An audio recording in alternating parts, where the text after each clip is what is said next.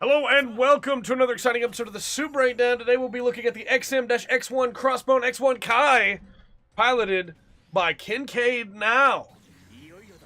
The Crossbones have been great in just about every version of the series, and they do not disappoint here either.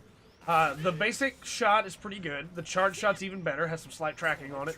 Not perfect, but it's pretty decent. Then you have the Screw Whip, which has very different utility depending on how you use it. You have the basic slash version, which is pretty good if you're pressing forward. You have the side whip version, which is not bad at all. Covers some good ground. And then you have the grab version.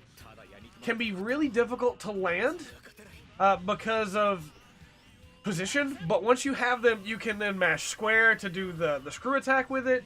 You can boost past with it. Or you can do a melee. There's the boost past. It does eat your boost gauge, just keep that in mind. And then you have the melee, which is very nice. Very nice. Finally, you may notice that we have the full cloth. And with the cloth, you can take it off. I don't know why you would. But you can also put it back on. I guess if you want to conserve it for Garobis, you can put it back on and it will eat beam attacks for a little while. When it is destroyed, you will eventually get it back as it does have a reload to it. Not bad at all. You also have the shield throw from the two eye fields from the hands can be tossed and do pretty decent damage when they connect as well. They also are thrown separately, so you can hit with one even if you missed with the previous one, which is pretty nice. Where the X1 Kai really shines, though, is in the melee. It has a ton of melee options, and most of them are good. Not all of them, but most of them are good. The Striker also uses the Screw Whip, which can be very fun, especially if you pair it with your own whip. The biggest issue that I have with the X1 Kai is that it just doesn't feel like it does a lot of damage with its ranged attacks. Feels like they're mostly just there to disrupt. Part of that is that we're fighting against Zabine, who also has the cloth, but you can see how much more damage it's doing with the melee as compared to the shots. We'll show off the burst here. And then we'll get into the melee in the second round. Or we'll get stunned, and then we'll show off the burst. The burst is really cool. It really just lets the X1 Kai go through all of its weaponry. I think the X1 Kai is really good. I think the whip is kind of a noob trap, because if you don't know how to use it, you're going to just wail with it and just fail with it. But I do think it's a lot of fun. I think it gives a ton of options.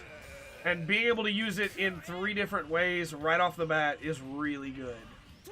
I think the lateral one is a lot better than the vertical one, but, you know, hey, what can you do? I know there are some players that I've been up against that have aimed way better than I have and really capitalized with it. But as you can see, at range, it's not really any slouch either. So as we go into the second round, and we show off the melee, we ask, of course, the question, should you use the X1 Kai? And honestly, of the 3, I think it might be the weakest, but I think it still is absolutely useful. I think at mid-range it's really good, though there are definitely other suits that do mid-range better. I think at short range it's really good, as you'll see as we get into this round. Though, again, there are suits that have done short range better. And I think at long range it's kind of bad. I don't think there's any real good long range options except for the charge. And the charge is not great at long range, because the tracking just falls off. However, at melee, you have forward melee. Feels very satisfying, does a good amount of damage. You have back melee, which you have hyper armor on, which is very nice. You have side melee. Feels good, does good damage. And then you have standard melee. Well, you have standard melee. Very nice combo. Very nice combo. And those are good on their own. You can see the cloth broke because it took the full burst of that Garobi. Go ahead and use the burst again, just show it off. Last melee burst. The melees are all good on their own, but when you pair them in with sidestepping, you can really rack up some damage. Not quite to like Epion levels, but still. Especially if you use back melee to charge in, and then sidestep over and begin to use the other ones, it really adds up quickly.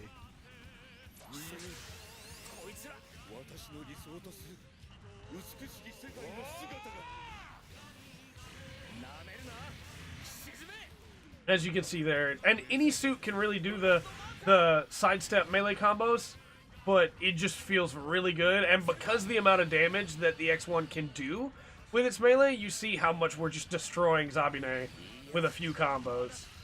In melee, the X1 is one of the best in the game for sure. I still think the Burning Gundam's probably better, but the X1 Kai is definitely not one to be slept on.